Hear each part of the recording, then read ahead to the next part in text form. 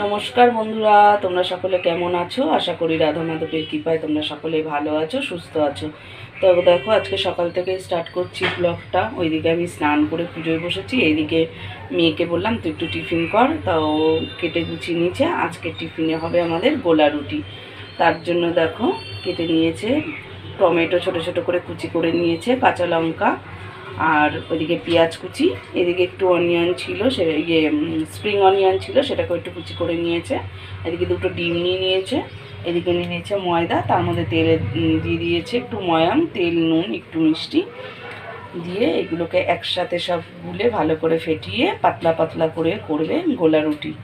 আর আমি ওদিকে চলে যাচ্ছি পুজো দিতে। তাহলে মেয়ে টিফিনটা বানাক, তোমরা সাথে থাকো। দেখো, পুজো আমার হয়ে গেল। প্রত্যেক দিনের মতো আজকেও তোমরা রাধা মাধবকে দর্শন করো। ওদিকে মেয়েকে টিফিন করতে দিয়েছি, মেয়ে টিফিন বানাচ্ছে আর আমি পুজোটা দিয়ে নিলাম। তাহলে পুজো দেওয়া আমার হয়ে গেল কমপ্লিট। এবার চলে যাব, দেখি মেয়ে কী করছে, বাকিটা আমি করে নেব।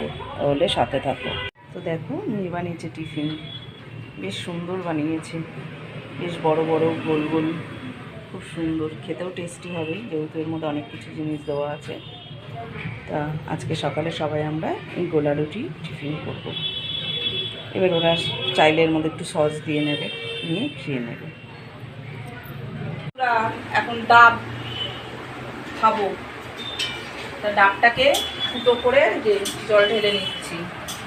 শরীর এত গরম হয়ে গেছে যে চোখ মুখ জ্বালা করছে, পেট জ্বালা করছে, তার জন্য এই ডাব এনে দিয়েছে, ডাব খাবো।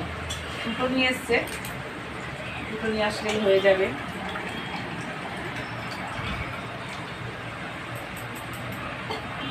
দেখি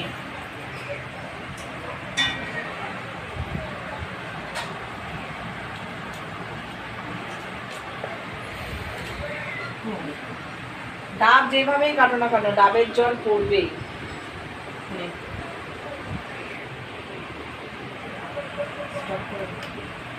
তাহলে এই ডাবের জল এখন খাওয়া হবে। দুটো ডাবে দেখো এই জল হয়েছে, ভালোই জল হয়েছে, বেশ অনেকটাই জল হয়েছে।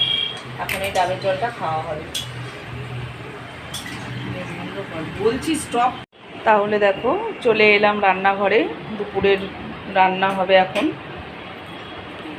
দুপুরে কি রান্না করব আমি তো জানি না, যে মাংস নিয়ে আসবে, দেখে হঠাৎ করে মাংস নিয়ে এসছে আজকে। তো মাংসই হবে। আমি এখানে বসে কাটাকুটি করছিলাম। দেখো, কালকে সেই অনেক সবজি নিয়ে এসেছিলো, পরশু দিনকে চিংড়িগুলো বার করেছি আজকে, এগুলোকে একটু ভাজা করব পেঁয়াজ দিয়ে, কাঁচা লঙ্কা চিড়ে। আর এদিকে সব বাজার টাজার নিয়ে এসছে, ছড়িয়ে ছিটিয়ে রয়েছে, যেহেতু আমি বটি দিয়ে এখানে বসে বসে কাটছি, চারিদিকে সব ছড়ানো ছিটানো। এই টমেটো, ধনেপাতা, আদা, তোমার শসা, এদিকে পেঁয়াজ, কাঁচা লঙ্কা, কাশ্মীরি লঙ্কার গুঁড়ো,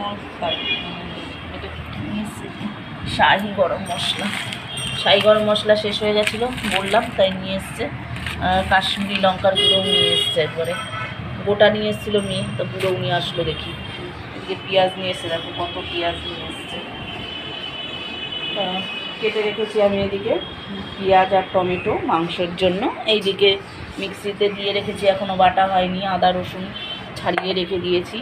আজকে মেয়ে বললো মাংসটা ও করবে, তো আমি কেটে গুছিয়ে দিচ্ছি। রান্নাটা আজকে ওই করছে, দেখো বসিয়ে দিয়েছে। ওইদিকে ভাত হচ্ছে, ওইদিকে বসিয়ে দিয়েছে কড়াই, আলু ভাজবে এখন চিকেনের জন্য।